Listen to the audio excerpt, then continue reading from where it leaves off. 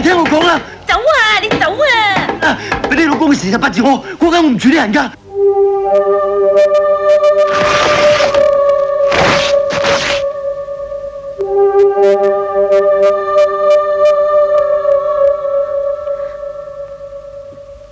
你間屋死過人㗎，10年前一把火全家燒死晒，唔乾淨㗎。你面色咁難睇，中毒好深啊！睇你精神萎靡，心有鬱結，一定係魔鬼纏身。你搞我都唔緊要，你搞我哋家人，我劈死你！衰鬼！